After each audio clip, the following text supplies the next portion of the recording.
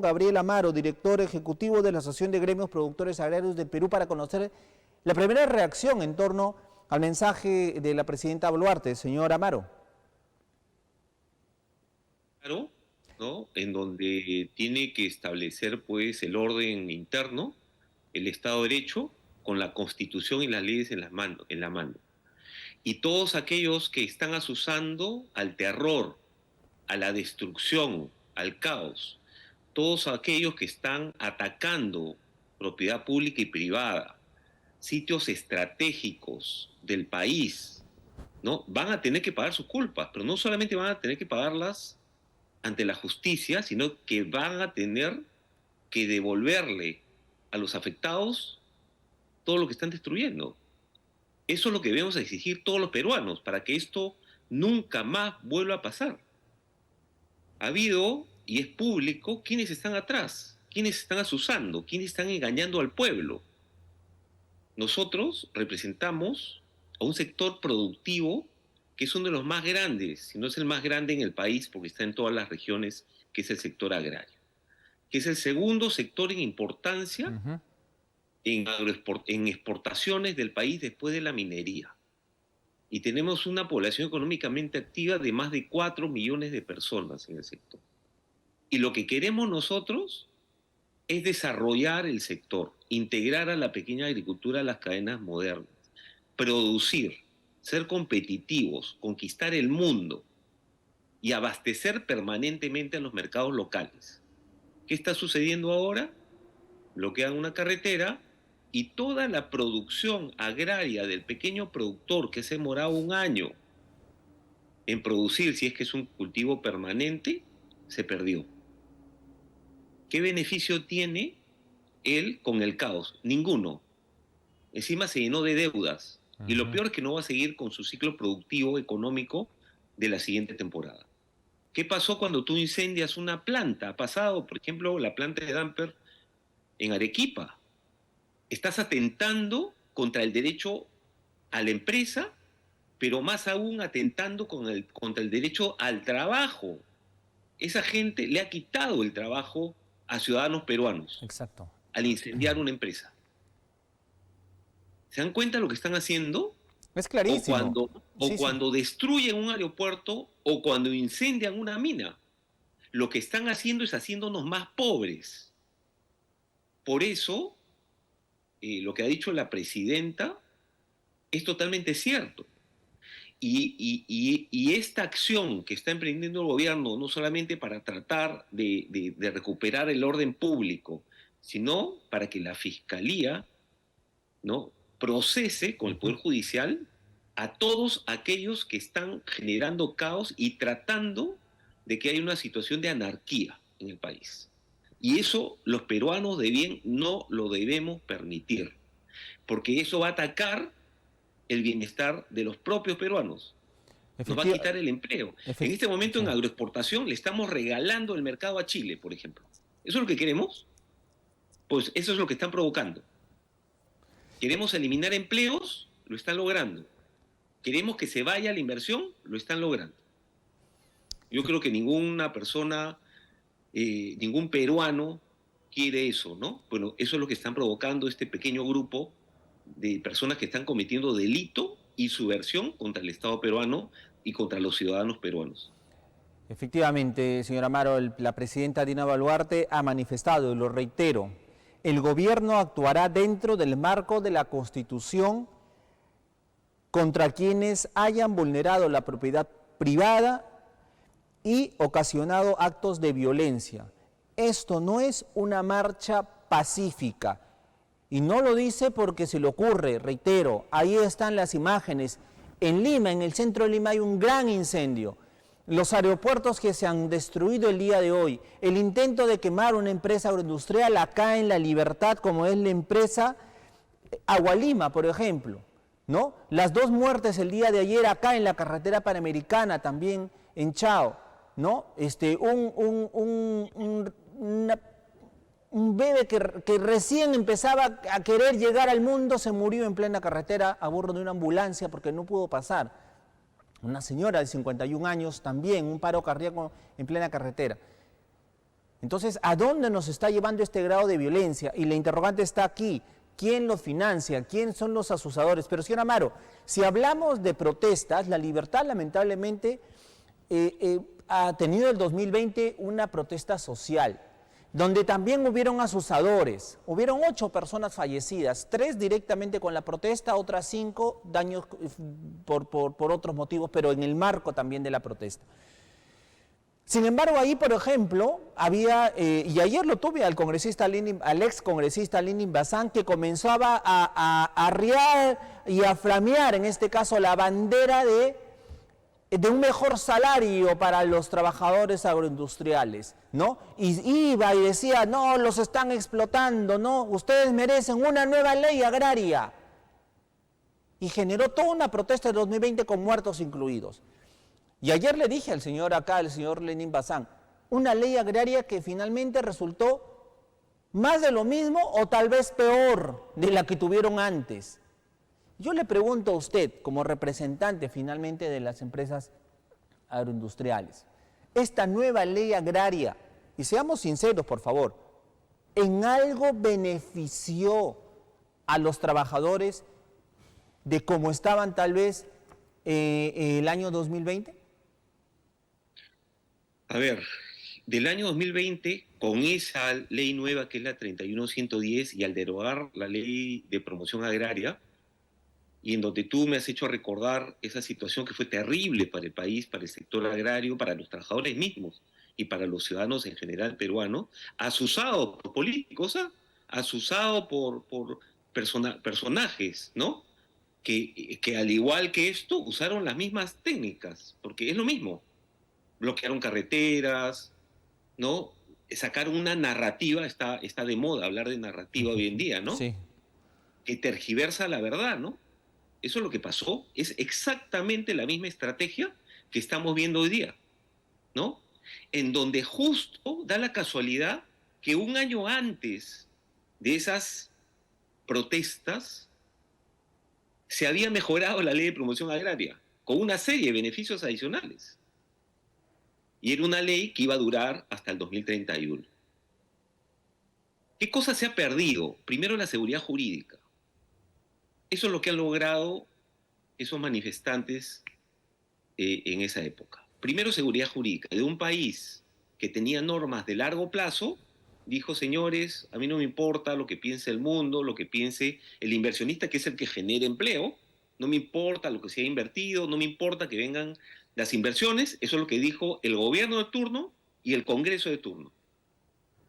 Y dijo, no me importa nada, derogo. Nosotros teníamos el 2019, y lo he dicho en alguna entrevista, y es público, teníamos unos cálculos de que en los siguientes 5 años iban a haber 30.000 hectáreas más a la agricultura moderna. Imagínate los empleos que significa eso, ¿eh? ¿Ya? 30.000 hectáreas más en los siguientes, que son miles de millones de dólares del bolsillo de la empresa privada y del inversionista, ¿no?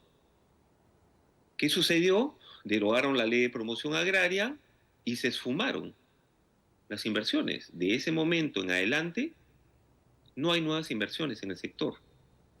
Esto lo digo no solamente yo, el marco macroeconómico multianual pone como crecimiento de inversión privada cero. Eso ya es un drama. Y eso se suma a todo el ataque feroz que ha tenido la minería peruana. ¿Quién va a invertir en un país en donde pasa lo que estamos viendo hoy día por la televisión? En donde las agendas son políticas. La marcha del 2020 se generó en contra de los servicios. Así empezó. Le metían por ahí también, porque he visto, si mal no recuerdo, temas de asamblea constituyente y otras cosas, pero empezó con los servicios. Nosotros no estamos de acuerdo con los servicios, por si acaso, porque los servicios no se pueden usar en actividades principales. En las otras actividades sí, en las accesorias, evidentemente, ¿no? Pero las principales no. Y no estamos de acuerdo. Sin embargo, el ataque no fue hacia la informalidad, sino que el ataque fue hacia la formalidad. Y no se le ocurrió mejor idea que derogar una norma que había traído empleo formal en las regiones, que son las más pobres porque son las zonas rurales, y derogarla y crear una norma en donde existió un incremento por ley. Que eso es lo peor que podemos hacer como país.